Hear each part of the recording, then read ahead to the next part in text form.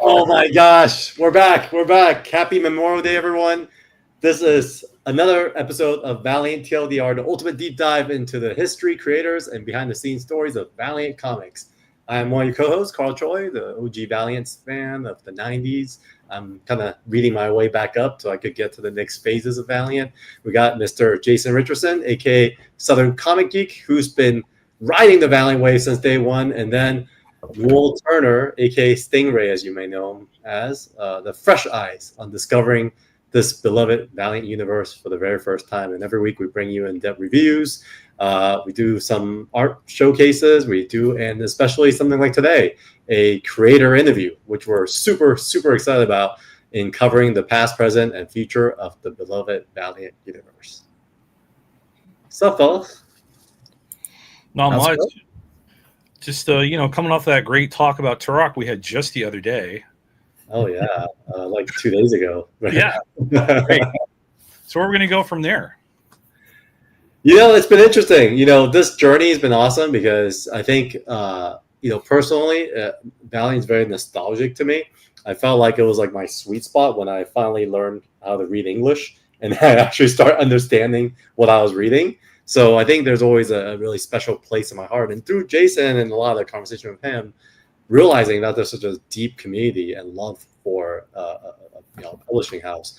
And you just don't see that as much anymore. So it was really cool to even see folks, coming back around. And when we go out to conventions and whatnot, recognize that we've actually been, really revisiting Valiant again. So that's been super fun. For sure. Did you see Marcus's comment? Here we are. So we could dive into that. Jason, you want to do the honors today and talk a little bit about our special guest?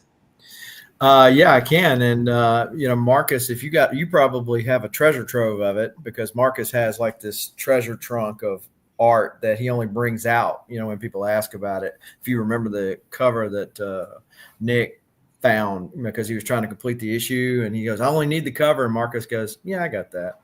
So like just random issue.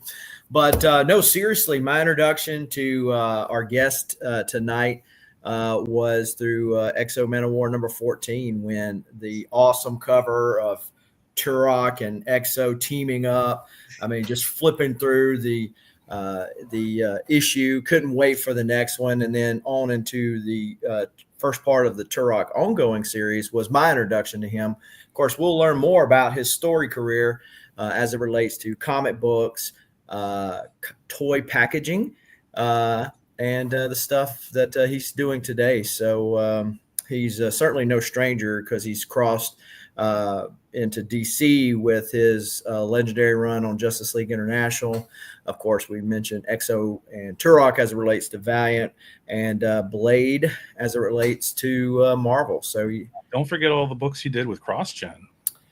Oh yeah, there's a whole story there too. So I'm sure we'll dive into that a little bit as well. So cool. Without further ado, let's welcome Mr. Bart Sears. Hey everybody. Hey Bart. What was all this at the beginning? It's a thing. I'm not sure how that started. Jason. I still don't know what it is, but I do it because they do it. Well, so the way this all started was when I started my channel years ago, I would do this little thing like I was surprised that we were live. And so when I started teaming up with these guys, they just started doing it too. And I'm like, okay, it's a thing. I did it just to be stupid, but now we're followers. Yeah. And now it kind of looks like a live wave, right? Because we're all like, but I wondered what I missed.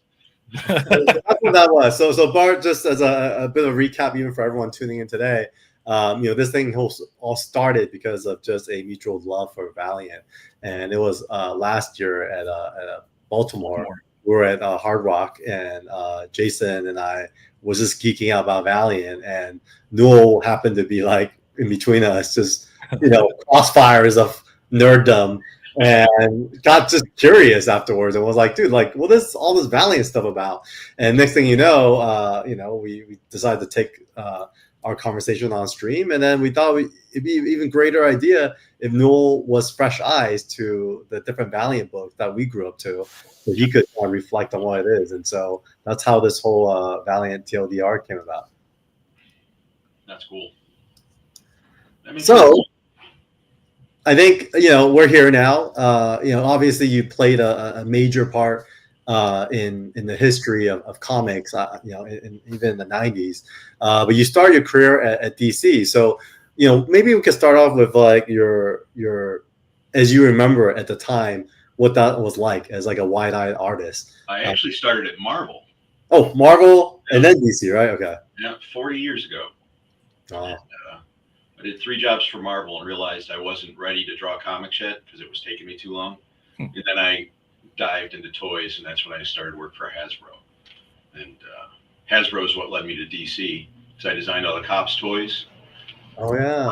Crime in a future time, and DC came up to talk about doing the comic adaptation, and Kirk Bazigian, who was the marketing director, knew I had done some comics and liked comics, so he asked me to sit in the meeting and told me to bring my portfolio, which I did. And when we were done talking about Cops, I talked to Mr. Andy Helfer, and he was like, "Yeah, I'll give you some work. Don't quit your job, but I'll give you some work." So he called me like the following Monday and offered me issue 4 of Cops. So I went in and quit my job and started working for DC and never stopped. Nice. It was pretty crazy. So if you were to compare your time at Marvel and your time at DC, how would you describe it as you remember it?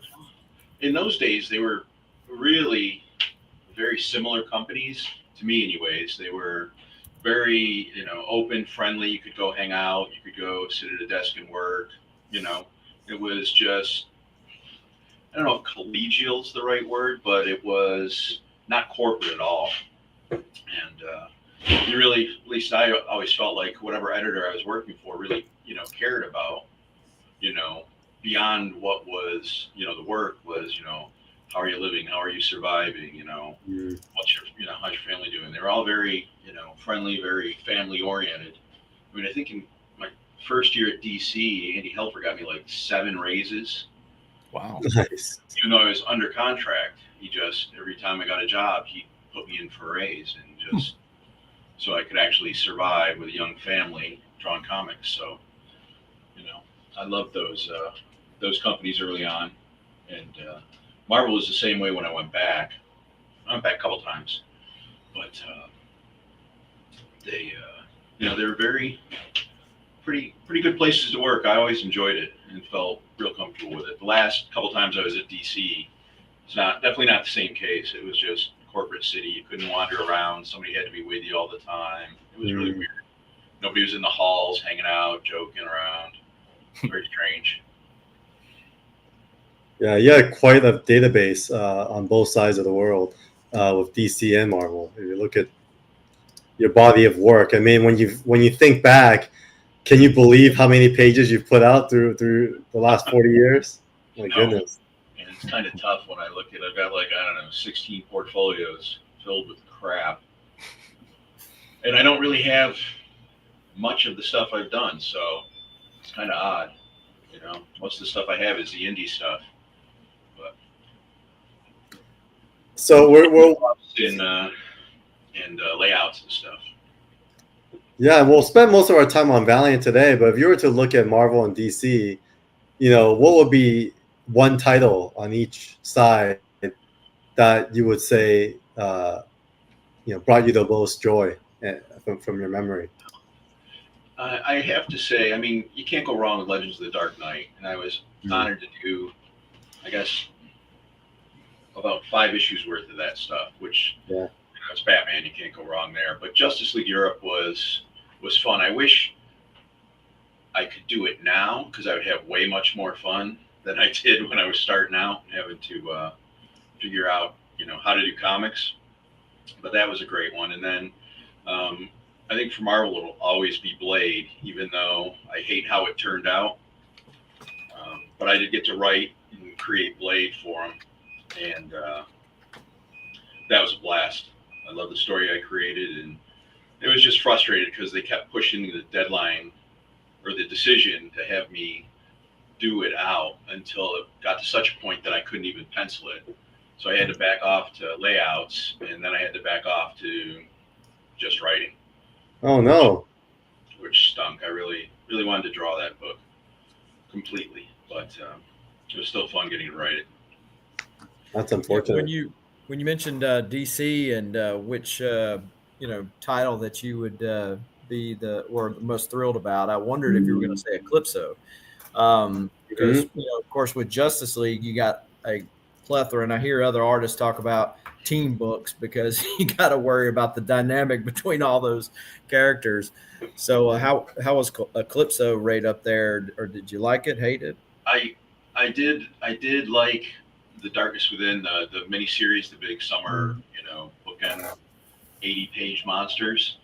I love doing that stuff. It started with Invasion, and in both of those instances, and with Justice League Europe, I was really lucky because Keith Giffen wrote them, and he wrote with pictures. He did little layouts for every single page.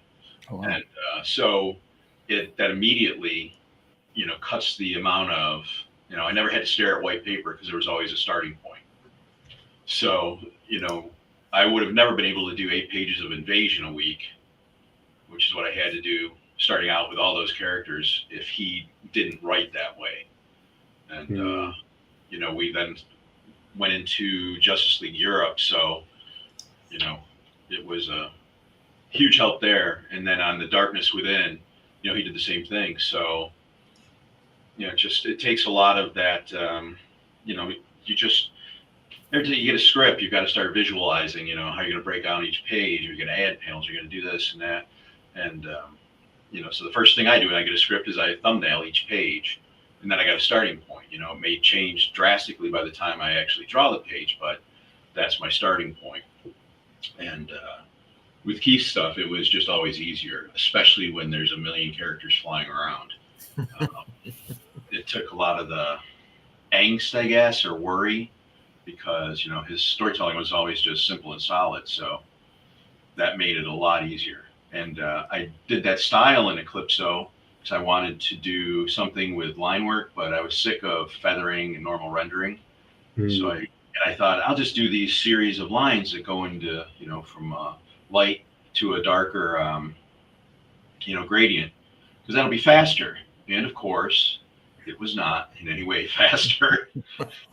Might have been slower when it came to it, but but it was fun. I did enjoy that big, both those big jobs. They were great. Yeah, Eclipso was actually what I remembered your work on. That was like a heavily 90s promoted title. It was a big launch. I remember it was every. Yeah, with the you best remember the gimmick cover ever. Right? Yes, the best gimmick cover ever. Oh yeah, that's how you get the boys. Oh, there's a little gem. Oh my God, that is mine. The horrible thing about it, though, as somebody that still collects comics today, and I've got over 13,000 of them, is that the gem messes things up, right? It just sticks it out, and it will make an indentation on the board in front of it. So, yep. The price you pay for a great gimmick cover, I guess. Right. I didn't enjoy the monthly series as much. I didn't like that it was stuck. I was hoping that it would be right in the DC universe and he'd be facing, DC mainstream characters, but went into the whole drug lord scenario, which I was tired of even by the 90s. So. It was never fun. And then Valiant courted me. Yeah, so we'll get into that now. We in our last episode we actually just released a Turok review, and we went through issues 1 through 9. And obviously you had a few issues on Turok, but you also made, I think, the biggest impact on all of our childhood memories, because Turok was such an impactful title, and probably one of the most recognizable covers in the Valiant universe. And so I think it would be cool to rewind and hear the story of how you got hired and how they actually recorded you. And so yeah, we'd love to hear that story. Let's see, the mighty Steve Masarski contacted me and flew me out to San Diego, me and my wife, and took us. We got front row to see BB King, and just wined and dined us the whole time, which was one of my favorite trips to San Diego because I didn't really have to do anything. But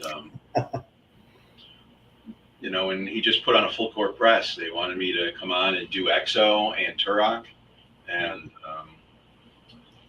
I jumped. I would been begging DC for years to put me on after Justice League, to put me on a Batman title or something, some big title, but they wanted me on monthlies because at that time I was one of the few guys that could still do a monthly, and so they didn't listen to my hopes and dreams, so I left. I think I still had 8 years on my exclusive at DC when I quit. Oh, wow. They never liked me much after that. So was it DC's exclusivity that you had, or that caused you the Wizard thing where you renamed yourself with the Wizard covers? Yeah. My middle name's Whitman, and I'm still not sure how I spell it because I spelled it differently on many of those Wizard covers. I never wrote it before. It's just my middle name, and I was a little nervous because I had the exclusive, and I ended up doing so much stuff for Wizard that DC might can me or something. I don't know. And Gareb said, "Why don't we try? You do this Venom cover, and we'll just put another name on it and see if that makes any difference. If I can sell a book with a no-name artist on the cover." And so that was the Wizard #9 Venom cover, and they couldn't print enough of those. That Gareb told me that really put them over the edge from, are we going to make it or not? Oh yeah, we're going to make it now. So that was pretty cool. But it was a Whitman cover, and then I just did it on several after that. DC never ever mentioned Wizard to me ever, so it's kind of ridiculous, but it was fun. And I know for years at the show this weekend, somebody came up, "Were you Whitman?" Hey, it tricked me too. I mean, I'm looking at the styles and they look similar, but this guy's got a different name. So I wonder if they're related, right? I mean, this is before the internet, Yeah. So yeah, if you were to search the Whitman cover, this Venom cover, Yep, definitely the first one to pop up. Yep. Yeah, I remember a lot of those. How did you balance the work? Because if you were doing like monthly books at DC, was it like the weekends where you would then just help Gareb with some of the weekends? And I was always pretty steadily a page a day guy for comics. Unless it was something that really crazy, a lot of perspective and architecture or whatever, which normally if I got one of those pages, I just put a huge figure in front of all that stuff and just drew a little bit of the architecture. But these are the things you learn. That's cool. So nights and weekends, was time for, Wizard stuff. Because that was the same time I was doing all the Brutes and Babes. And those took about, a couple days to put together easy. So I was just working all the time. And I had a lot of energy back then, much more than I do now. Working 12 or 14 hours a day was easy back then. Didn't think twice about it. Now it's a lot harder. Yeah, I can only imagine. So they lured you over there, and so you started on EXO 14, right? That Yep. was the first one. Yeah, and I made a mistake. I was young and kind of dumb. I hadn't quite figured out what I was capable of and not. I came from the Cuber school mantra of you agree to every job and then you figure out how to do them. You never turn a job down, because if you turned a job down, you never got asked again. That makes sense. I agreed to do both EXO and Turok for Valiant. And mostly I agreed to it because they didn't agree to pay me enough per issue that I was comfortable with, and I didn't know how they would sell or what royalties would be or anything like that. So I over agreed to stuff. Hmm. When I realized, I mean, if you look at those pages, drawing that exo in that lower left panel there, that probably took me, any of those exos probably took me 3 or 4 hours. I mean, most of these pages were 2 pages just because of that armor. And I couldn't, I've always had a problem with, rushing to get stuff done, and sacrificing quality. And, but what I did wrong with Exo and Turok and Valiant at the time is when I realized I couldn't do what I had committed to, I didn't say anything. I just kind of let the train crash and burn.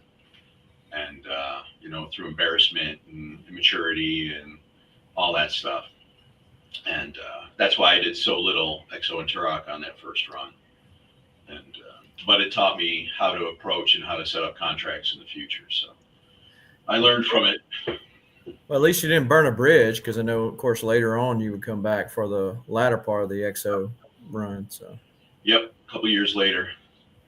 So. And Bart, I gotta say, none of this looked rushed. I mean, you say you were rushed, but this did not look rushed because the amount of details. I mean, I would say I'd say those are probably 2-page days, except for that last page there. That was probably half a page, but yeah, that spread was probably 3 days, or that splash page. wow. Just the gun alone takes forever. Yeah, especially like a transformation. Yeah, when he's transforming. Yeah. Oh, Yeah. Those are the best. Yeah, Carl, that first page in that issue right there is the one that I missed on Comic Link a few years ago. It's like by far This one here? No, the one from issue 14. And so it's got Turok there. And so it's one of the ones that I regret missing out on. But the internet glitched, and Comic Link does not have no do-overs. No. Oh. And so I was going to win this. This one right here? Yeah. Wow, this is beautiful. Are you talking about the cover or the interior? The interior. Wow, this page is awesome. Yeah. Yeah, the cover is on CAF.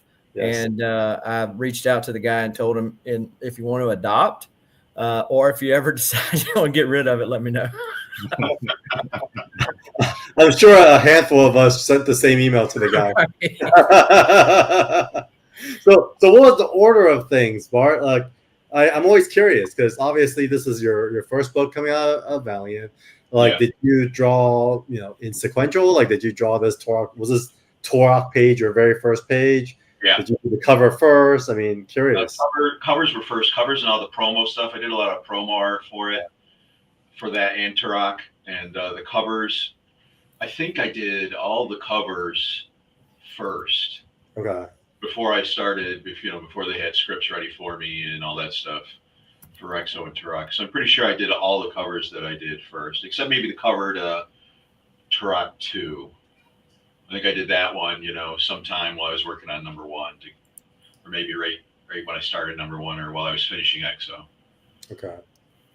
Now, when you look at these pages, what comes to mind? Because, like, even for me, like, I'll tell you what that comes to mind for me. Like, this page on the right here, yeah. I just remember a fully fresh take to Exo that I've never seen before. And I remember pausing on these pages going, he looks so freaking cool. Well, it's funny because Masarsky really wanted me on board because all the earlier Valiant stuff had a very heavy shooter bent with kind of 6-panel grids and kind of very straightforward art. No big splashes, really. Certainly no figures leaping off the page or, any real forced perspective kind of stuff. And he was fairly certain they couldn't continue going that way, artistically, that they had to kind of start morphing into, more powerful artwork, I guess. That's a good way to describe it. And he just loved my stuff and felt what I could bring to it would really help Valiant, make that change. And I don't think everybody at Valiant was real happy with that, but he was the boss, so. Well, it's kind of more of along the Image line, right? Because Image was known for its dynamic, art blast, whereas Valiant was more known for its storytelling. And so, this definitely marked a strict departure. Not necessarily a bad thing, especially if they could have kept up the stories along with it. Yeah. And that's one of those things that we've talked about before, right? Is the kind of quote unquote house style that they had developed unintentionally, but this, Bart's work definitely kind of stood out from that. It was definitely different, but also really great. Great. Now, one of the things that Valiant was known for was the bullpen. Like, did you actually work in the offices with the crew there? No. I was there a couple of times, and it was nice. It was a pretty good environment too. Like I mentioned, Marvel and DC it was a pretty good environment, but they definitely were more diligent workers in their bullpen. I don't know if it was because it was more open and every office could pretty much look into it, but everybody was, and they did a lot of the guys were in house doing the coloring, so they pumped out a lot of work in their bullpen. It was probably a truer bullpen than Marvel or DC's ever was, but they did a lot of work. I think I met Neil Adams there. I think he was up there one time when I was there. I can't remember, but it was definitely a more working bullpen than I ever saw at DC or Marvel. DC or Marvel's bullpens, in my experience, were mostly production. Guys doing paste ups or put cover dress on, and fixing balloons or changing balloons, doing editor changes after some work was done. But Valiant actually did a lot of the coloring, and a lot of the guys. I mean, Don Perlin worked in house, I believe. And there was always somebody there drawing something.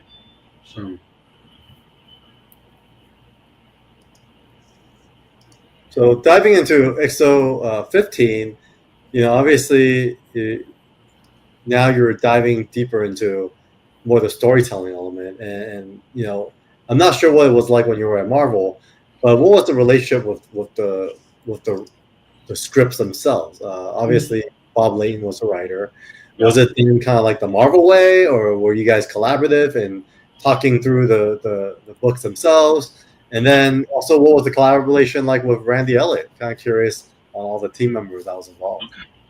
The first of the scripts, I mean, we never discussed what was going to happen. Bob just sent a script, and I just did what I do, which is what I, had been trained to do. Is once the script is in my hand, it is now my story to tell. I can't change the story, but I can tell this story however I feel best to tell it, and that's, how I've approached every script I've ever gotten. So to me, that was no different, whether it was, the old Marvel way where you'd get, 15 paragraphs, and you'd have to break that into, the 22 pages or whatever it was. Or John Byrne, who wrote, when I did Spider-Woman, he just wrote a sentence for every panel. And, some guys like Alan Moore gave me, script this thick with a little, he thumbnailed out, drew the whole book himself, and that's what I got from Alan Moore, and then guys like Keith who drew actual pages out and wrote in the dialogue in little balloons, and guys like Ron Morris who wrote a more standard comic script with panel one dialogue, but it was pretty much, for me, it was business as usual as far as the script went. Randy was local to me in Syracuse, New York, and he had been an assistant for Wally Wood when Wally Wood was in Syracuse. And he'd been trying to break in, and he had a very old school inking style. He came out, Wally Wood basically trained him, so he had the very old school look to his inks. And with Justice League, I sort of cultivated how I penciled for him to get him, with thinner lines and more fine rendering and not to be so over the top bold. And when I went to Valiant, I asked, them to get him for the inks, and damn glad he agreed and they did it. Yeah, in fact, I had a conversation not too long ago, and he was praising you for how generous you were in sharing your art with him.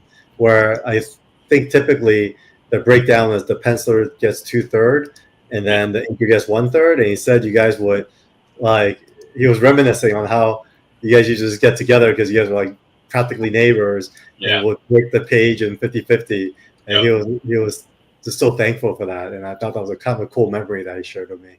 Yeah, I gave him a lot of work to do. And mine could be a little sloppy and it'd look fine, but he didn't have that pleasure. And I liked Randy because he was very malleable. And when I did the first Dark Knight, I had planned to draw it kind of like this, and I got a page and a half done, and Helfer called me yelling at me because I was late. And I'm like, this is the project you've been promising me since I started Justice League, that I could take as much time as I wanted on. What do you mean I'm late? He's like, well, and that fueled our internal battle, and I never worked with him again after that. But I had to switch and repencil it, so I just used a number 2 and I never sharpened it, and that's how I did the whole Legends of the Dark Knight. And I did pages in the car. I mean, I just had to pump it out. And Randy was able to take what I had done and make it look as cool as Legends of the Dark Knight 21, 22, and 23 look coming out. I mean, it was just amazing that he was able to see that in those pencils like that. So that was pretty cool. So yeah, he's a versatile dude. Legends of the Dark Knight. What issue was this? 21, was it? 21, 22, and 23, yeah. Yeah, pull it up real quick. So while he's pulling that up, Bart, I do have a question. So last year at Heroes, you signed a special copy of Turok #1 that had a Jurassic Park acetate on it. Do you recall that? Okay, because Mark from anything I signed this past weekend, let alone last year. Yeah, Mark from which is Legion of Comics. There, he has it's got the Jurassic Park truck on the deal, and they stapled it extra to the comic, and you signed it. But he also wants to know whether or not you're going to be at Heroes again this year. Nope, not this year. Hopefully next. I don't like to do any cons 2 years in a row. Seems kind of like too much to me. But hey, look, when you announced at the last minute, I think it was actually on Comic Art Fans with Bill that you were going to be at Heroes, I squealed like a little schoolgirl. So I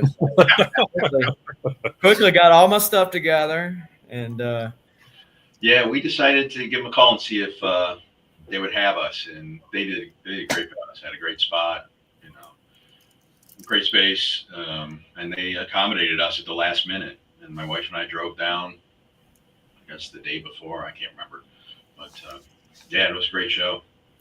And I had just found Exo and Turok pages, and a handful. And Dinesh was the first guy I saw, and pretty much the last guy I saw, because he snapped up just about all of them. I know, so sad. he's such a hogger. Yep, no, that was awesome. Heroes is awesome. I'm actually did book my flights and hotels, so I will be attending this year now. I was able to get that weekend off, and so pretty excited to be there with the fellows. It'll be fun. So here we are, Legends of the Dark Knight. I remember this growing up. I mean, it was also iconic for me personally, and but I actually forgot that you and Randy worked on this together. I actually didn't know that. Yeah, I actually had the full final pencil version of that first page that I penciled more like Exo, and it's same layout but drastically different. I've posted them online a couple times together. Yeah, every time I watch your posting like some old stuff online, I get all excited because I'm thinking you're going to post it to your website. But then I read the description and says, find other pages like this. Or if you're selling it, you say for sale at your website. Yeah. I've only got a few pages of Dark Knight left. Just a couple Justice League Europe pages. Because that comic that you did for, it was some kind of sports team with the Hulk and Wolverine. Yeah, I bought that page from you with Wolverine and Hulk on it. Yeah, that was for Albany Firewolves lacrosse team. They had Ron Mars and I do a comic night. They do Marvel comic nights and lacrosse. The guys all have jerseys that are, this year they were Wolverine style jerseys. Marvel night, and we've done it 2 years in a row now. And they had I filled the room. There were 300 people at our silly little comic talk, and I show the kids how to draw something, and we talk about how you make comics, and it's a lot of fun. But that's what I did the Hulk and Wolverine for. Yeah, that lasted about 10 seconds online. It's crazy. So, do you remember when you were working back then? Any major influences on your work as you dove into comics? Were there other guys you were checking out and paying attention to? Well, I loved Buscema growing up, and Neil Adams did a Batman story in one of those 80-page super spectaculars called Night of the Wolf, and it was a werewolf Batman story. And when I saw that, I think I was 10 when it came out, and that's when I decided I wanted to draw comic books. Seeing that, and I put tracing paper over it and tried to figure out, how it was done, and how he chose the lines and stuff like that. So those are probably my first two biggest comic influences. Although there's a lot of Ross Andrew in my art, if you look at Ross Andrew's stuff. Okay. And I didn't really realize what an influence he had on how I pose things and how I do action. And I grew up loving Frazetta and loved his comic stuff. And I got into Byrne when he started on Iron Fist. I thought, wow, this is cool stuff. And I love Byrne stuff there, and that's all that comes to mind right now. Those are the big influences, I guess. And I always liked I'm so bad with names. The guy did Brave and the Bold for years, Jim Aparo. Jim Aparo, for sure. Kurt Swan's Superman. I still think that's the penultimate Superman for me, anyways.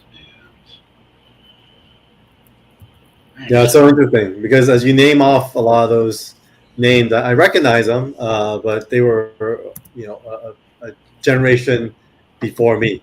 Because growing up, I definitely read more of the stuff you were working on. Barry Windsor Smith was very active at the time still.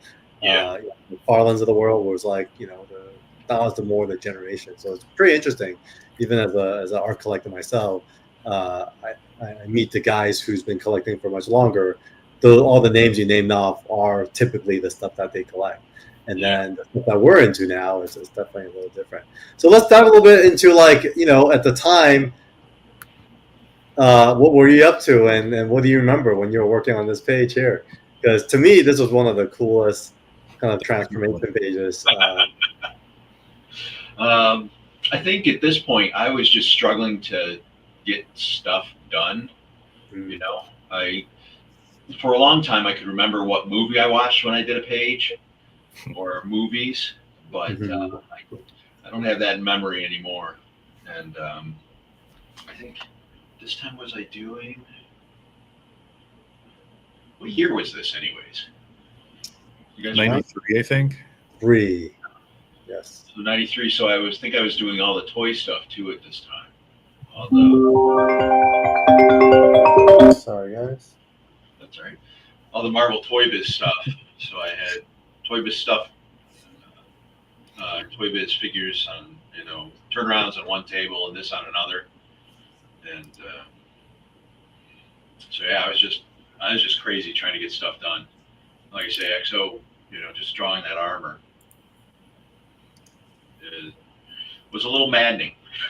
Yeah, it seemed like you were in a zone, huh? You were just you had a workflow and you were in a zone.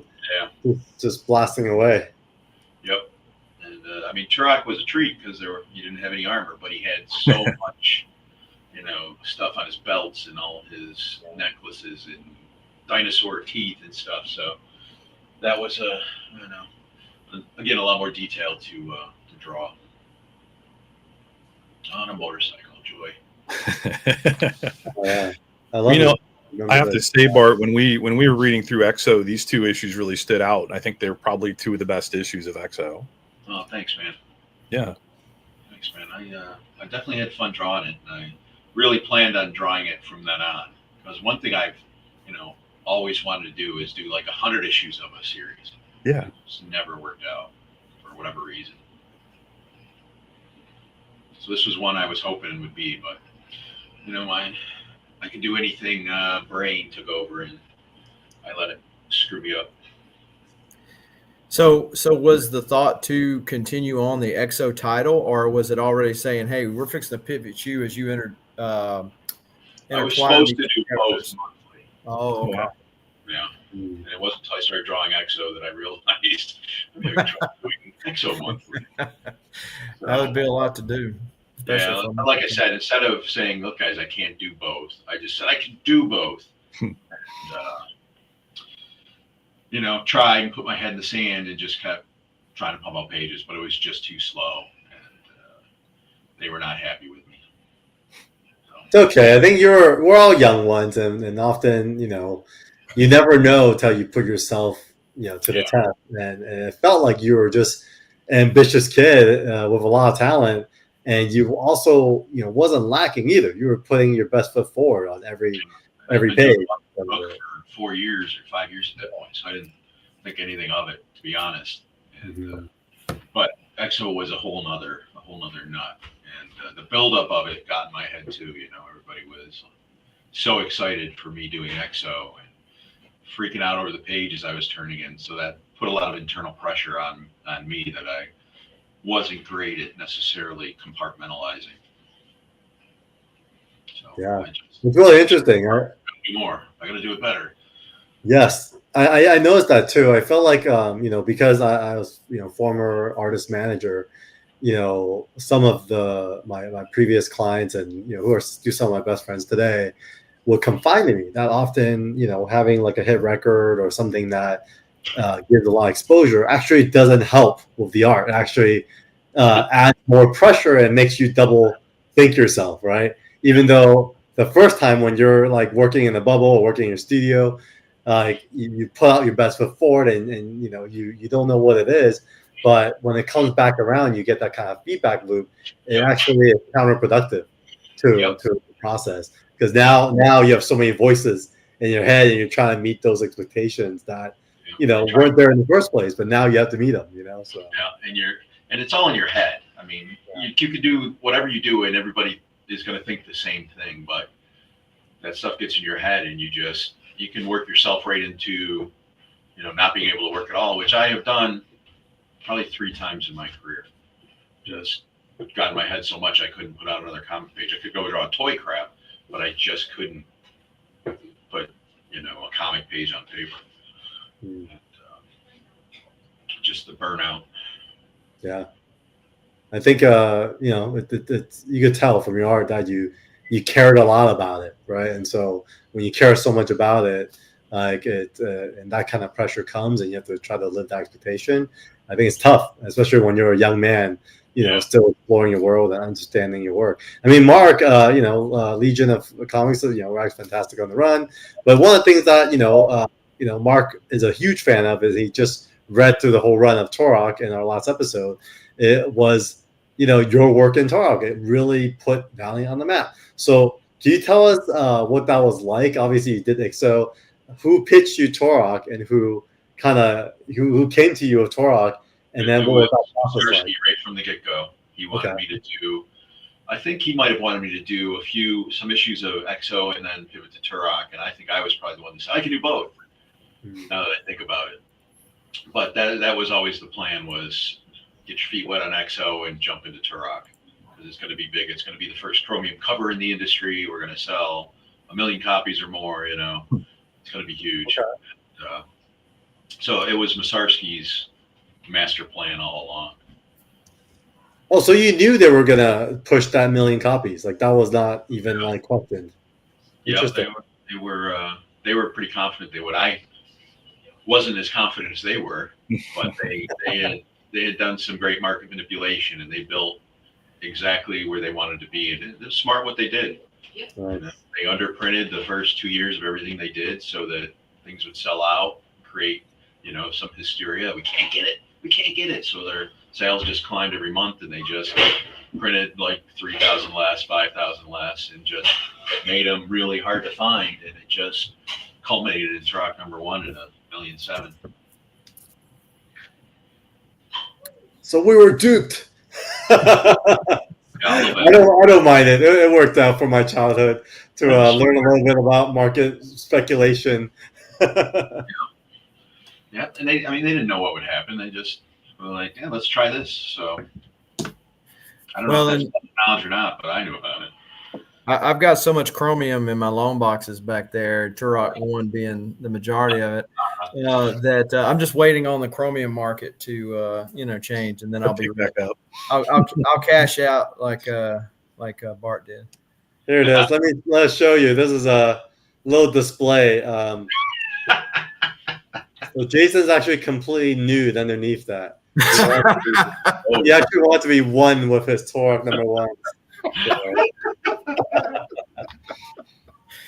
So Jason, why don't you share the story behind this? What the heck are we looking at? Well, some people in the online comic community were, doubting of love and stuff, and then they were trying to brag about their Turok collection. So I had to kind of flex a little bit, and put it out there. So is that all 224 of them? No, because this was what's the date on that? That's ever how many weeks ago? 2020. Let's see. 2023. Yeah, 2023. So so there's been more added since then, but but at that time that was all of them. My wife thought I was insane because I was like, okay, we're just gonna put all these on top of me, and I want you to take a picture of me. And she's just shaking her head the whole time, But, That's pretty awesome. Was this also the first time your children witnessed that their dad is actually a big child? No. My older one's not so much, but the younger boy, he likes to read, and he goes with me to the Comic Cons when they're more local. So yeah, he's a nerd too, or developing into one. And all my like McFarlane toys and stuff like that I have in the room in there, they generally like to play with them as well. So, I mean, Bart, well, how does this make you feel? I mean, 30 years passed. Obviously, your impact was felt. In hindsight, like seeing this type of commitment. And I think there's a couple other fellows in the community that also has hundreds of Turok. What goes through your mind when you see a picture like this? It's kind of humbling. I mean, just to be a part of something that people liked or loved is rare and special. And sitting here working, you never think about it, and then you come on a podcast, you guys are talking about it, and you see a picture like this. It's makes me a little speechless. Well, Marcus says ball pits are for kids, Turok pits is for adults. But no, they go ahead. I'm sorry. I was just gonna say, I feel like at Heroes, you're going to be pointing out anybody with a Turok #1 so I can get in on the action. That's or right. You're just going to keep them for yourself. I don't know. Well, no, I actually there was another guy that is on the comic side of things, and he indicated that he did not have a Turok 1. So there was a special handoff at a con last year where I gave him his first Turok 1. I mean, I feel privileged. You always remember your first. And Right. But as karma would have it, I went to the comic shop there locally and rescued 5 more. And so I think it might have been Bob or somebody else that we were talking to, Bart, but he indicated that this cover was actually supposed to be the first full chromium cover. Yep. And misprinting or whatever. So those little dinosaurs on the side are actually part of the promo stuff that you did, right? And they had to reuse it. Yep. They were like, "Can you draw some dinosaurs?" I'm like, "No." Why don't you do the stuff from the promo ad? They're like, "Oh, okay." Not too much to do, but it was supposed to be full chromium. But I guess the chromium company that did it couldn't get it ready in time. However, the process was they couldn't do a full page cover, so that got bumped to what, XO0 or whatever it was. Yes. Be the first chromium cover. Yeah, it was. So, but this was pretty cool and very unique. So yeah. What were you thinking when you were designing this cover? Like, even just the pose is so iconic. Yeah, I don't know. I probably did 50 layouts. So I struck on one that I felt was correct and felt real. So yeah, it's covers and pinups. I tend to spend the most time on because I hate, unless like the JLE1 cover with the heads and they're looking at you. I've done that cover for multiple companies multiple times, and it's an iconic image, so that works. But usually I don't like to repeat a cover or an image or stuff, which is tough when you've drawn a lot. So I put that pressure on myself to come up with something fresh and hopefully unique and something that stands out as a good cover. And I've never been a big one that cared whether the cover had anything to do with the story or not, as long as it was striking. Yeah, it just has to be cool, right? That was always more important to me than getting some story point in. Yeah. Well, and nowadays, I'm sure you've noticed this, Bart, too, that there's a lot more homaging of famous covers than there ever has been before. Yeah. And they use they use the homage itself, whether or not they did a good homage or not, is irrelevant. But it's an homage to sell the cover. And so this one has been homaged.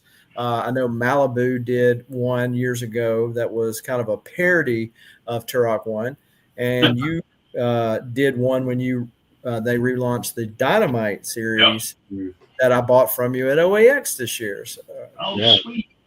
Yep, that was I was so when Dynamite approached me to do Turok covers for the #1, I'm like, can I do an homage to the first Turok 1 cover? And they're like, yeah, please. So I had a blast. The only thing that struck me about that second Turok, or when Turok was first at Dynamite, was they changed the idea. They had knights bring dinosaurs over from Europe.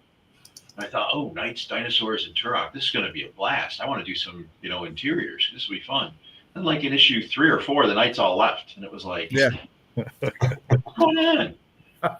But yeah, there it is. Yeah, and at OAX this year, there were actually 2 Turok ones, this one and the OG one, that were sold. And I know that you got a chance to re-see that cover again before it went to someone's hands. Yep.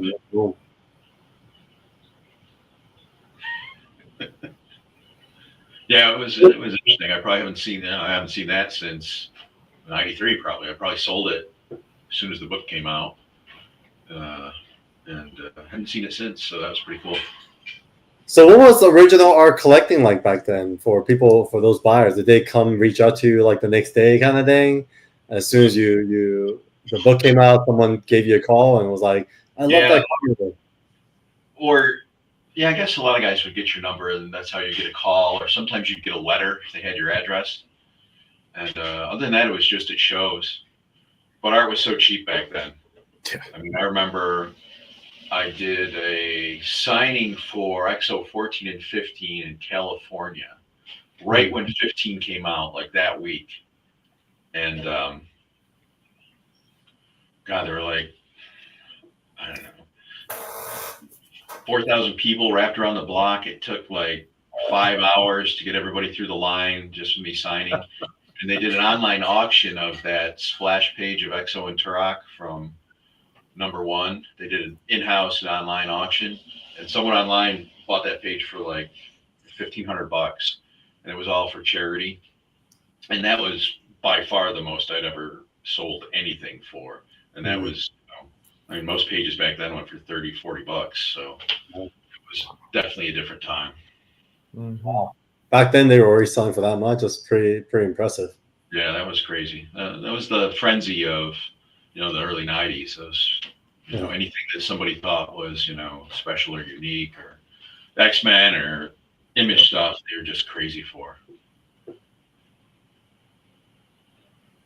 Yeah, look at these. I mean, these pages are amazing. How about the sequential themselves with Torment 1? Any memories as you were diving through these? Did you feel rushed, or was it more so you had a little bit more time to? I had a lot of pressure because I was still supposed to be doing both monthly. Oh yeah. I was just the pressure I had on myself was crazy, and that's kind of why I put a shell around me because I just had to, to my mind, I just had to sit and draw and sit and draw and sit and draw and sit and draw, and I mean, things I never wanted to draw when I got in the business were women, motorcycles, and dinosaurs. Oh my goodness. And my first job at Marvel was biker chicks. Iron Roads. And then Justice League era, I'm not doing, the Invasion, which is every character in the darn DC universe, and then Justice League Europe. So there's the team book. Oh, I didn't want to do teams. And then I get to, Exo and Turok, and there's motorcycles in it, and there's dinosaurs. I'm like, ugh. But it's comics. You draw what you got to draw. So, and it was fun because who knows what dinosaurs look like. So I just drew them however I wanted. And this was just after, I think, Jurassic Park. 93, I don't know, around that time somewhere. So, most people's memory of dinosaurs are, old stop motion movies and different stuff like that. So there wasn't a lot of creativity in dinosaurs. Certainly not as prevalent as it has come over the last 40 years. But yeah, so I was able to kind of do what I wanted, which I did. Which was a fresh take on dinosaurs. I mean, these were kind of living, breathing characters on their own, right? They all had their own personalities. And any memories attached to this cover? What were you working on? What were you doing? Like, what was the times like at the time? I remember I really enjoyed this cover. I liked a lot of my covers were less action oriented and more iconic, so it was nice to do a kind of a scene cover. And again, it's I guess drug lords, and certainly not my favorite place to put superhero stuff, but it was fun having them all, get chewed up by dinosaurs. I can't believe they let me do the bloody neck there on the cover, but I know, I was saying it's kind of violent for like on the newsstand at the time, right? Like kids are coming in. Can you imagine being a parent, like reading this and this kid's getting shot through the neck? Parents probably thought it was badass.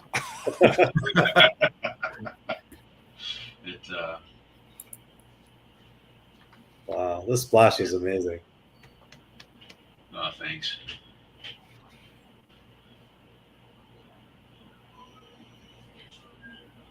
So what was kind of the transition like? Because obviously the second half of this issue was Bernard. What was the effort there in coordinating the production of this? None. They called me and fired me. Actually, I was on that trip in California, and they found out about it, and that's when they fired me. Wait, you were in California on like a? Yeah, I was doing signing for Exo 14 and 15. Oh my gosh, the one with the 4,000 people wrapped around. Oh my gosh. I got home. So the highs of the highs was met with the lows of the lows. Rough.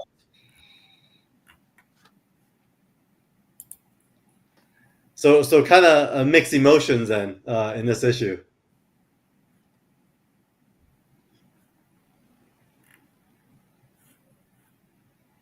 So then, what was the journey from there as you left Valiant? Obviously, you recovered very well with a lot of the body of work that followed. I think you might be frozen. Oh, am I frozen? No, Bart. Bart's frozen, actually. Oh, Bart, you're actually frozen.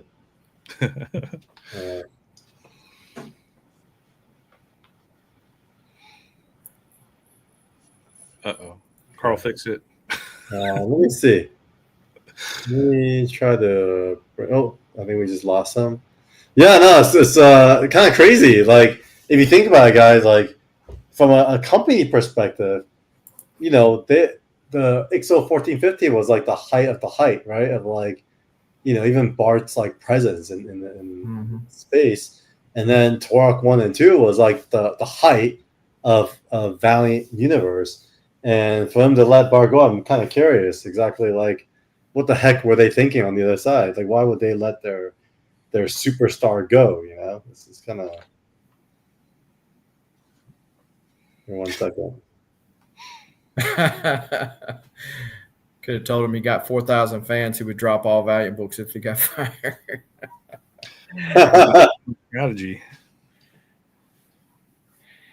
Yeah, that is crazy because generally, you get fired because, hey, I'm not doing a good job, or we're not selling enough issues. When you're at the height, fresh off the height of Turok 1, you're like, man, you would think you can't do any wrong, right? Yeah, it's strange. That's typically the kind of, if you're the star in any entertainment venture, there are certain parameters and you're given that, that favor. But I wonder why, what's going on. Oh, his internet went out. Oh, no. So he's trying to figure it out right now. Okay. All right. So how was it so far, guys? The audience, any questions for Bart? Any thoughts based on our interview thus far? Yeah. Yeah, so while Bart's getting his internet back up, if you haven't already done so, whether you're watching over on my channel or here on 24/7 Comics, be sure to smash that like button and hit the subscribe button and the bell notification. So when videos like this go up, you will be one of the people to know. Also, Carl, if you've got a plug that you want to do for 24/7 Comics, because what is 24/7 Comics? You know what? Let me show you what 24/7 Comics is with my extra camera that I'm about to add to. Oh, no. Stuff. Carl all the time. Here we go. At the stage. Boom. Here we go. So this is the Kickstarter that we just wrapped called Bladesmith. This is. When am I going to get my issues? It should be delivering this week, actually. So it's going to deliver this week, and it's going to arrive in the store. So I just got my copies, and so this is going to be fun. As usual, we do kind of the higher quality paper, 100-pound exterior, 70-pound interior. It's going to be a heavy box.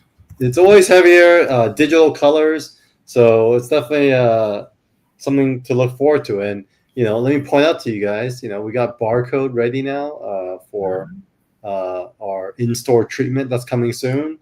And then on the other end is we have Heroes Be Damned, which is our Kickstarter that's about to launch this Wednesday on Kickstarter, and this is with Vincent. You mean I can support 24/7 Comics and get more cool comics? More cool comics, and this is our version of like a manga meets American comics, and so definitely check out the campaign. I'll put a link into. Drop the creators on that book. Yes, let me do that, and then also we're bringing back Terry Kavanaugh, who was an editor at Marvel, and he's joined 24/7 as our executive editor. And with that said, perfect timing for Bart to return. Hey, Bart, how's it going? Hey, sorry about that. I don't know what happened, but that internet went out, so I switched to my other internet. Oh, all good. We took the time to do some promotional plugs for the channel and for the books. So, all right, let's get back to the conversation. We were just kind of scratching our heads because obviously, you brought Valiant, the highest exposure they've ever gotten. At the same time, that also kind of speaks to how much of a fandom you had. So why do you think, kind of things went south between yourself and Valiant? Well, it's all in my head. I overcommitted, and then I went dark and just would send pages in, because I knew they were mad. And I just didn't know how to deal with it. I didn't come clean. So when they saw that I was in California for a week, and not turning in pages, of course, they had just said screw it. So they thought you were slacking and traveling, but man, you were promoting them, having all the fans come out.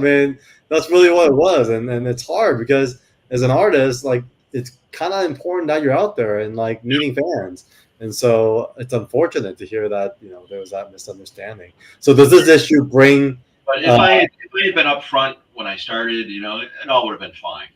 But I just kept. I can do it. I can do the 2 books, and just kind of got lost in my own head. So I never blamed them at all for it. It was all on me. Yeah, understandable. And Bernard definitely kind of mimic a lot of your look and feel throughout the rest of the issue. Does it bring kind of mixed feelings when you see these pages in this issue, based on the history of what was happening at the time? Yeah, I mean, it's it's bittersweet. Like I said, I earned getting canned, and but it would have been nice to do both of those books for a few years.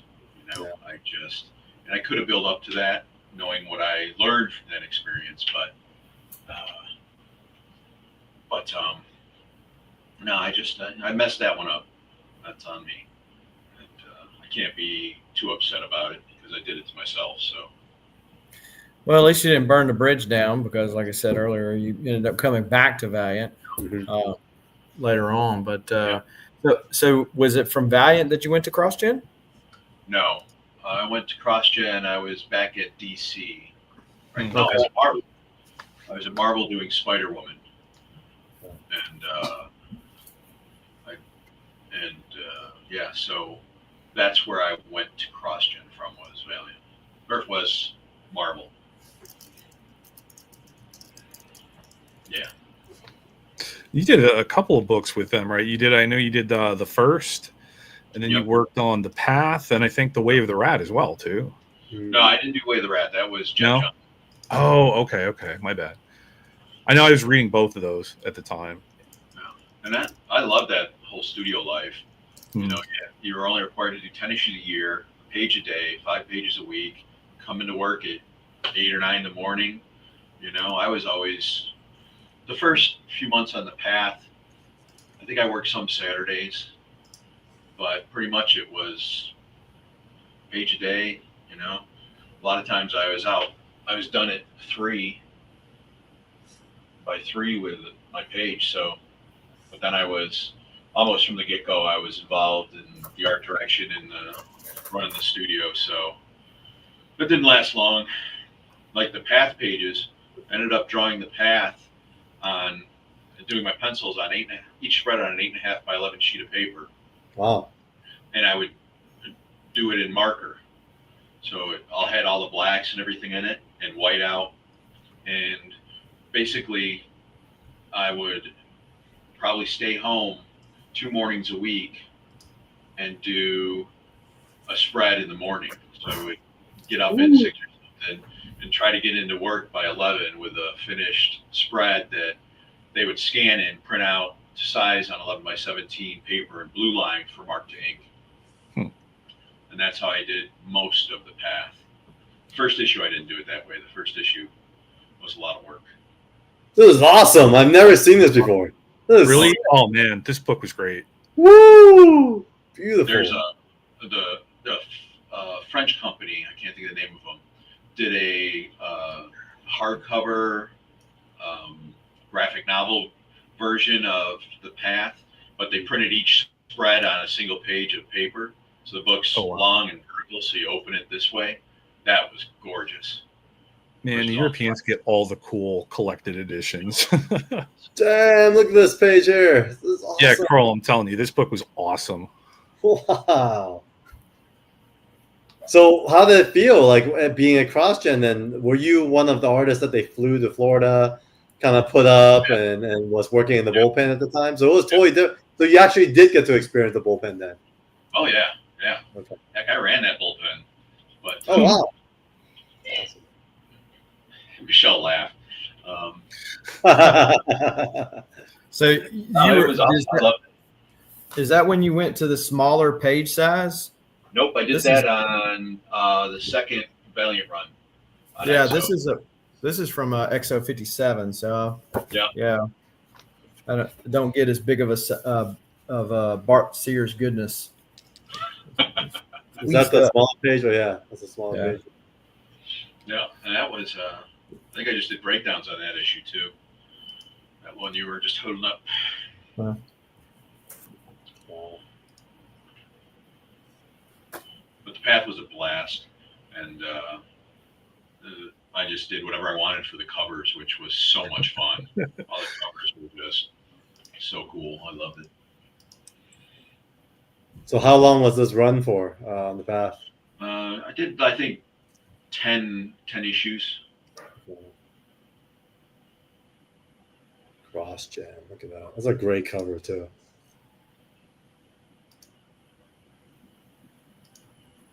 Okay, so Jason, you might have to lead us on this one then. When was Bart's return to Valiant? What issue? Earthquake, or should I do Birthquake? Yeah, Birthquake was one of the crossover events, and so was Birthquake your first trip back into the XO realm? Yep. So is that issue 44? Yep. 44. Okay. Let's go to that. Issue 44. I did 44 and 45, and they went bi-weekly, right? Every 2 weeks. Mm-hmm. So I'm never a fan of. Woo! What was it like coming back to this? Much better. Wow. I was always ahead, never missed a deadline. Nice.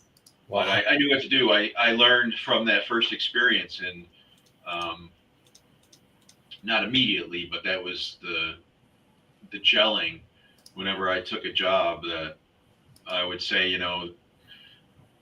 I'll get to 5 pages a week, but my first week I'm going to do 1 or 2 pages. My second week I'll do 2 or 3. Then I'll do 3 to 4, and then I'll be 5 pages forever. No problem. It's just how my brain works. Getting into it. If I jump into a job thinking I have to do 5 pages that first week, I'm going to be behind forever and stressed out constantly, which is my experience in comics pretty much up until I had that realization. So when I went back and I talked to Misarsky, I was like, look, this is how it's got to be. I learned a lot, and this is how it works. He's like, cool, let's do it. So, Jason, you might have to lead us here because we haven't gotten here yet in our TLDR reading. So, what was is this still considered VH1 or? Yeah. This is still XO Volume 1. So this would, go on for whatever. How many was 68 issues? Of XO. As an aside, when we were reading XO, we didn't review a specific number of issues, and I was feeling like an overachiever at the time, and I read all of Volume 1. So, oh wow, okay, yeah. So I read these. I know that Bart. Of course, you've worked with Ron Mars before. Was this your first time working with Ray on inks? Nope. I don't know. Now Ray inked some stuff at DC, some Eclipso stuff. Okay. He was a student of mine when I taught the Q-Word school, and he got into comics and became a friend. So I hooked him up on some DC work, and then he went on to do Robin for years at DC and a bunch of other stuff. But he's one of the go-to guys when you needed somebody. And but this is also my color studio. When because in somewhere in between these 2 years, I did my first ominous press company, and I built a studio basically to do toy package art. That's a whole other story, but they colored the comics for my the few that I was able to do for Ominous Press, and then went right from that into Valiant. And Valiant hired them. They did a bunch of Valiant books, not just XO, and they did Acclaim books. I guess it was Acclaim all at this point. And they did a bunch of Acclaim books, and for a long time after I was let go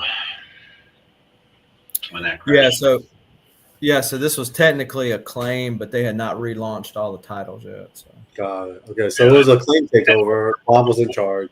Big reshuffling of stuff, and I remember I talked Masarsky into relaunching the Exo story here, because they were, the first script he sent me was like the next issue on their run, and I'm like, why are you doing Birthquake and changing nothing? I thought the whole purpose of Birthquake was to breathe life into, you know, your properties, to, you know, get more eyes on them and all this stuff. And Masarsky's like, you're right, you got to rewrite this, and that's how I got Ron in to write it. It's cool. And, he immediately killed off most of the main characters, which I don't think Bob liked very much. But so at this point, you had finished CrossGen and you moved back to Valiant. Now, was there? no, this is before CrossGen. Oh, that's before CrossGen. Okay. Yeah. We did this and then went back to CrossGen. Got it. Yeah, we did this. Went to Marvel. Marvel. Wait. Wow. Look at these flashes at the end. Wow. What a beast. Fun stuff. Yeah. And so, at what point? I love those copper-looking guys. That was fun designing them. That was a blast. At what point did Andy Smith, was he just like doing fill-ins? They were, well, they wanted 2 books a month. Hmm. And I was like, well, I'm not doing 2 books a month. Smart. Right. And they wanted somebody so that the style wouldn't look too different. Right. Andy had been a student of mine, and, you know, ended up drawing a lot like me. And so they were like, well, why don't we hire Andy to do the other issues, and it won't be a stark, you know, stylistic change when people from issue to issue, month to month. Hmm. Yeah, Carl, one of those issues, Master Dark, you know, will steal the Exo armor. Yep. And so yeah, it's pretty dope. Was that the issue I drew with Master Dark in it? I think so. Yeah. Is it here? Okay. It's I know he's in 63s on the cover. Yeah, it's like right toward the end of the run. Yeah. So Ray actually has several of these pages here. Oh, wow. Yeah. It's cool. 63. Let's jump there. I want to see Master Dark wearing the armor. Yeah, there's Ken. Okay, 60. Yep, 63. There it is. Yeah, there it is. So why does he get the armor? Like, what happened? He stole it. That's 65. 65. There. Oh my gosh. So Bart, how involved were you in? That's weird. Even though it's 63, I guess it's a 61. There you go. That was Like, how invested were you in the stories at the time? Now that at this point, not at all, because I knew I was being worked to be fired. So, oh no, well, they had oversold Valiant's value to Acclaim, and Acclaim was not happy in the least. So they were trying to shed all the contracts.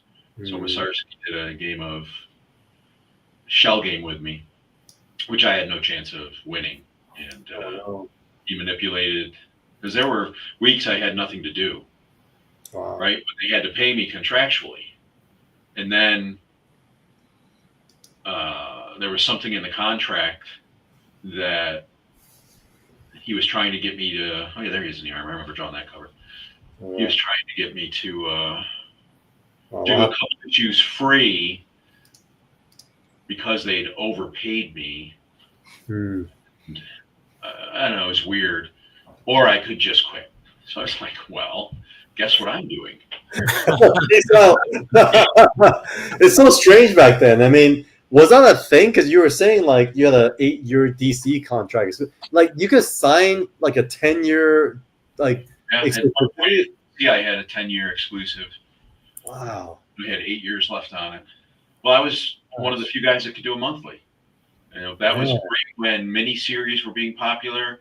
And, you know, Mignola and all those guys were just doing a miniseries or 2 a year, four issues, maybe 6 issues a year, and making way more money than I was doing a monthly. Mm. And I was rather annoyed by that. And I wanted them to put me on special projects, and they just wouldn't. And that's mostly the reason I left, was because I wanted to do cool books rather than just be the guy that could do the, whatever, like Eclipso Monthly was, I thought, a joke. I didn't, the drug, I wanted to do superheroes. So why are you giving me stupid drug lords? So Zen's Book as bloody as I possibly could. I was really like, there's going to be blood and guts everywhere. The way we like it. We got Zen in the chat. Shout out Zen. The Path is a master class in storytelling. I feel like I need to jump into the Path. I've never read it before. It was awesome. It was a good one. Story. It's pretty good. All right. So Bart, let's talk about modern day. I mean, any other thing I missed, fellas, as far as the Valiant days go? Well, he's still selling exo covers, right? Because going into the Dinesh era and beyond, I mean, you're still doing a cover. Even that last run, that first one that was up on the IG is a cover you did for them, right? Let's see. Did that one ever get released or no? Which one? This The one? one with multiple different faces. Yeah, that one. Yeah. Yep. Yeah, I just printed it. It was Exo Unconquered. This one? Oh yeah. Yeah, that was a cover for Exo Unconquered. That was weird because Valiant hired me like, I don't remember the dates, but like, let's say 4 years ago to do that cover. Hmm. And then I didn't hear from them ever. And I did a whole different layout that they bought, and they said, well, we'll get in touch with you when we want you to pull the trigger. I'm like, okay. Didn't hear from them for like 2 years. And then they were like, we want that cover. We want it now. I'm like, okay, but I'm just going to do something else because I've been looking at that layout on my wall for years and I'm bored. So I just did this and sent it in. And they were like, oh, that's great. So that is how that came about. Yeah, I always love this promo piece that you did. That's a good Did you one. ever print that as a promo? I can't remember. I don't remember. Like maybe just in a comic or something. I don't know. Yeah, I've seen it before, and I always thought that was such a cool piece. Okay, and then obviously one of the things you're also very known for is Brute and Babes, and for those of you guys who are tuning in today, there's actually a Kickstarter coming out, and it's heavily kind of, maybe we could talk a little bit more about how Brutes and Babes came about, and then maybe then we could parlay into this kind of evolution into kind of drawing powerful heroes that you have on Kickstarter. Well, I was introduced to Gareb through Mark McNabb, who was a guy I went to the Kubert school with, and who ended up running the Kubert. They had their own design and graphics firm, and he ended up running that. And I don't know if he frequented Gareb's shop, because Gareb had a comic shop, or if Gareb called the Kubert school, in the graphics department to see how do I put a magazine together when he was starting Wizard. And he introduced me to Gareb pretty early on, and I started doing covers for him, and they were big into the wizard thing, so I drew a bunch of little wizards and different wizard stuff for him. And one day he called me and asked if I would do a drawing column for the book, and I said sure. And he's like, well, just come up with something, whatever you do is fine. And I came up with Brutes and Babes, and just started doing that, and did, I don't know, 3 years of it or something like that. So a lot of little tutorials. Started at 2 pages, and I think it got up to 8 pages at one point, as it was always one of their most popular sections. Yeah, extremely memorable. I remember I attempted to draw inspired by those Brutes and Babes. Obviously, I did not continue that side of my venture, but I think amongst artists, when people talk about Wizards, if they don't talk about the covers, the second they would often mention is Brutes and Babes. Like, oh, yeah, Brutes and Babes, right? And it's kind of so. I mean, I was so lucky to get that opportunity, and I've heard from a lot of pros in the industry that said thank you for Brutes and Babes. I didn't have any idea what I was doing, and that just gave me some interest in, or some insight into how to draw comics and how to put a figure together, and how to draw anatomy and how to tell a story. So it's been pretty cool. And I can't tell you how many times I heard, fans and pros tell me that they cut out all of the Brutes and Babes and stapled them together so they just had one book of all the drawing tips and information. And, I've heard that 2,000 times easy. Awesome. That's cool. So what can we expect from Brutes and Babes Part 3? Well, Part 3 is a little different. It's just all involves drawing a single splash page and everything Nice. that goes into drawing one single splash page of a comic book. And it was originally a book I did for Sal Cortuccio Productions back in the late 90s. And I'm giving it kind of the same treatment I gave the Brutes and Babes stuff. Is I'm expanding it, adding to it, and updating it, rewriting probably a lot of that one for number 3 as I work on, what number 4 is going to be in. So, or what's going to be in number 4. So, yeah, it's pretty fun stuff. I always liked teaching from the Huber School when I taught there, and that was the same time I started doing Brutes and Babes. And I've had private students and a lot of, I don't want to say private instruction, but a lot of semi-mentoring for people over the decades. So teaching's fun. I find it difficult, but it's fun. I like the classroom experience where people can ask questions, because my brain starts clicking then, because you sit and you draw for so long. I don't even think about what I do 90% of the time. You just sit and do it, and it gets done. You're like, yeah, cool. But you don't think about the reasons you're making all these decisions. If you do it for so long, it's just second nature. Like drawing figures. I don't draw block and cube figures. I don't. Sometimes I draw a finished figure because it's in my head so clearly. All those steps of underdrawing and structure are in my brain, so there's a lot of times I don't need to do it on the page. I can just do it much faster just by doing the finished or near finished art. So, but when you have a problem, you fall back on those steps, and I'll construct the figure and build it right. If I'm having a lot of trouble with one for whatever reason. So. Yeah. No, in fact, Bart, I think rather you know it or not, intentionally or unintentionally, you're a father to a generation of artists, because millions of copies of Wizards were distributed, and your Brutes and Babes were there as kind of like, for the most part, most comic fans' first exposure to learning how to draw comics. So it's pretty damn cool. So folks, I left the link for Brutes and Babes Part 3 into our chat, so make sure you click through. And just what I did here, I just click save. And so just click save, because every follower does help with the algorithms for when they launch. So please, definitely give Bart a follow here. Please. Yes. It's funny, Marcus even mentioned earlier, like how many people have come up to Bart to tell them they were inspired by Brutes and Babes? A lot. A whole lot. Every show, it's a constant in my life since Wizard hit the stands, basically. Yeah.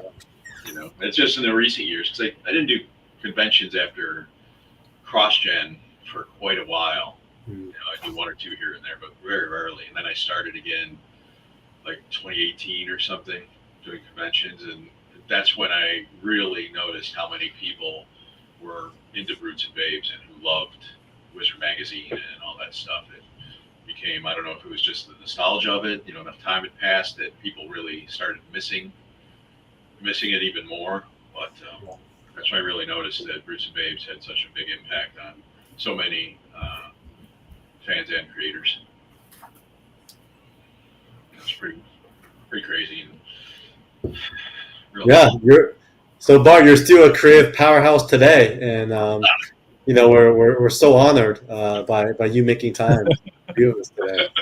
But yeah, I love to jump in and just ask, kind of to close out and land the plane. What are your top 5 most memorable covers, and why? Let's see. Turok 1. Yep.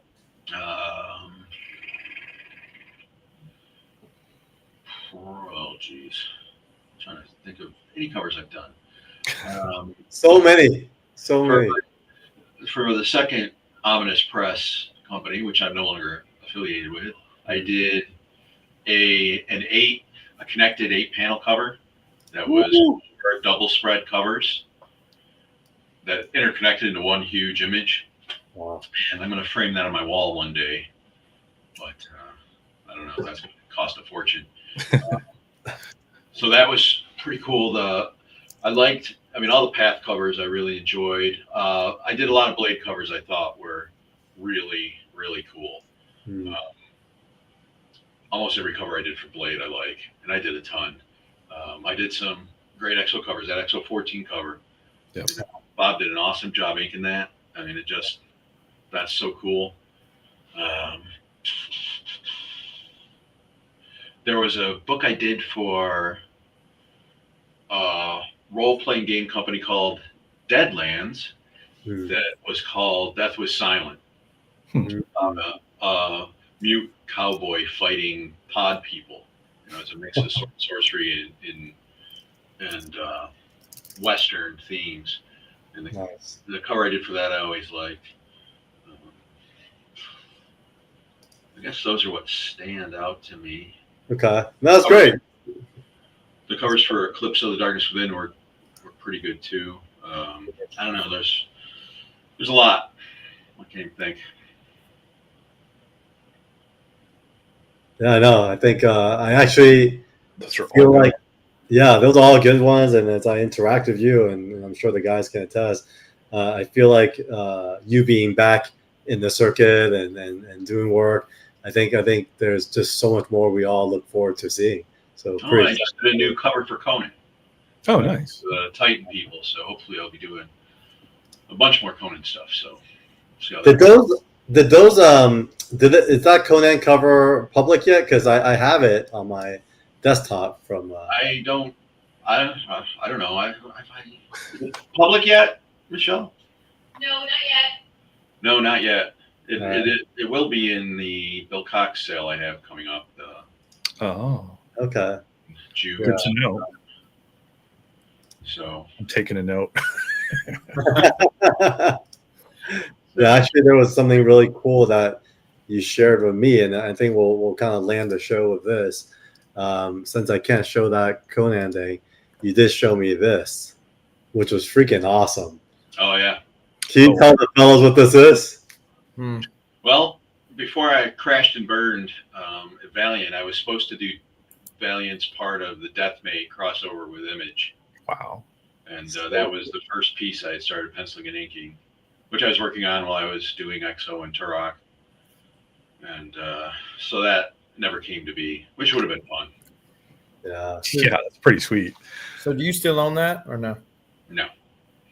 Oh, okay. I know where it's Nope. at. So no, I mean, I can attest. I mean, even your story, Bart, as much as I've been an entrepreneur my whole life. I could definitely relate to the different crash and burns and ups and downs. But you're a phoenix rising, always coming back stronger. And so I think Try, right? Yeah, it is, and it's the trials and errors that makes you stronger. And often some of the folks get so high they fall, they can never come back. Yeah. But you've been able to come back over and over again, just visiting your body of work. So I'm glad that you allowed us, the team at TLDR, to go through your journey with you and sharing this with the world. And really appreciate it.